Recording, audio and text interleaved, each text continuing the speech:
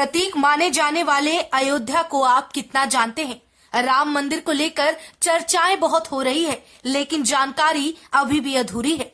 अपने भारत में मौजूद राज्य उत्तर प्रदेश के शहर अयोध्या को हम अभी आधा भी नहीं जान सके, या फिर यूं कहें कि शुरुआत भी नहीं की गई। इस वीडियो में जहां हम बात करेंगे राम मंदिर की एक एक बारीकी, विशेषताओं और जानकारी के बारे में, उससे पहले एक नजर डालेंगे अयोध्या के पतन से लेकर दोबारा विकासशील होते सफर के बारे में। हम जानते हैं कि 1992 वो साल था जब बाबरी मस्जिद को ढहाकर राम मंदिर की नींव रखी जानी थी, लेकिन ये विद्रोह उससे भी कई साल पहले ही शुरू हो गया था। सन 1527 की बात है, जब मुगलों का शासन काल था और बाबर के सेनापति मीर बाकी द्वारा बाबरी मस्जिद बनाई गई थी। सबसे पहले राम मंदिर का विध्वंस उस समय हुआ था और इस वक्त से अयोध्या का पतन भी शुरू हो गया था। फिर आया साल 1722, जब बंगाल के एक नवाब अली वर्दी खान ने व्यापार को बढ़ावा देने के नाम पर राम मंदिर के कुछ ही किलोमीटर दूर एक नया शहर बसाने की शुरुआत कर दी थी। साल 1730 आते आते यानी करीब 8 सालों बाद अवध के सबसे पहले नवाब शहादत अली खान ने उस बसे बसाए शहर का नाम रखा फैजाबाद। उस फैजाबाद को नवाब शहादत अली खान के उत्तराधिकारी साउद उल दौला ने अवध की राजधानी फैजाबाद कर दी। साल 1775 में चौथे नवाब असफ उल दौला ने अवध की राजधानी फैजाबाद से हटाकर लखनऊ को कर दी। ना जाने कितने दशकों तक भगवान राम यूं ही टूटे फूटे तंबू में मंदिर के इंतजार में रहे। केवल राम मंदिर को ध्वस्त करके और अपनी मनमानी ही नहीं की गई, बल्कि अखंड भारत पर प्रहार करके भारत के टुकड़े करने की कोशिश की गई और लोगों को मानसिक तौर पर बांटना शुरू कर दिया गया था। फिर आया साल 1992 और तारीख थी 6 दिसंबर, जिस दिन विश्व हिंदू परिषद और भारतीय जनता पार्टी ने हजारों लोगों को साथ मिलाकर एक रैली की और उस भीड़ ने बाबरी मस्जिद को तोड़कर गिरा दिया। उस वक्त राम मंदिर की नींव रखी जानी थी। राम मंदिर जो वर्तमान में बन रहा है वो उसी समय बनने वाला था, लेकिन कुछ कारणवश ऐसा नहीं हो पाया।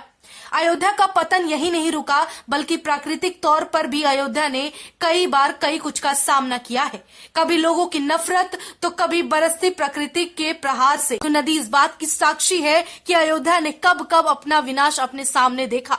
राम मंदिर ही नहीं, बल्कि राम मंदिर से कुछ किलोमीटर दूर हनुमानगढ़ी में मौजूद बजरंगबली के मंदिर को भी कई बार विध्वंस का सामना करना पड़ा, क्योंकि ये मान्यता थी कि अयोध्या के राजा के महल तक कोई भी संदेश के पहुंचने से पहले या फिर आक्रमणकारी हनुमानगढ़ी पर हमला करते थे और वहां से खबर अयोध्या तक पहुंचती थी। इसीलिए विध्वंसकारियों ने और आक्रमणकारियों ने राम मंदिर के अलावा हनुमानगढ़ी पर भी कई बार प्रहार किया है। जिस राम मंदिर की बात हम कर रहे हैं या जिसे बनते हुए आप अपनी नजरों के सामने देख रहे हैं, वो केवल एक मंदिर नहीं बल्कि विकास का स्रोत है।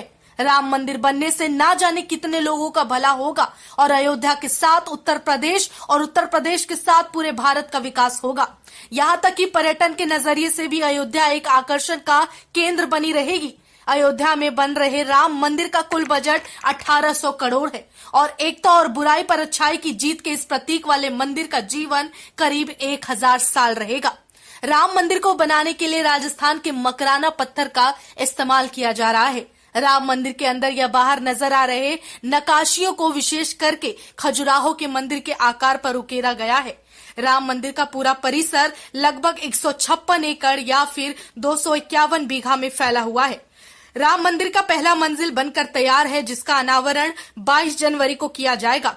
राम मंदिर का जो पहला तल्ला है वो पूरी तरह से भगवान श्री राम के बाल अवस्था की मूर्ति और उनकी छवियों से भरी हुई है। मंदिर में नजर आने वाले कलाकृति, रखे जाने वाले सामग्रियों का खुद का एक विशेषता और मान्यता। इतना ही नहीं, अयोध्या की राम मंदिर तक पहुंचने के लिए अयोध्या में वर्ल्ड क्लास इंटरनेशनल हवाई अड्डा, फर्स्ट क्लास रेलवे स्टेशन और बेहतरीन सुविधाओं से पर्याप्त बस अड्डा बनाया गया है।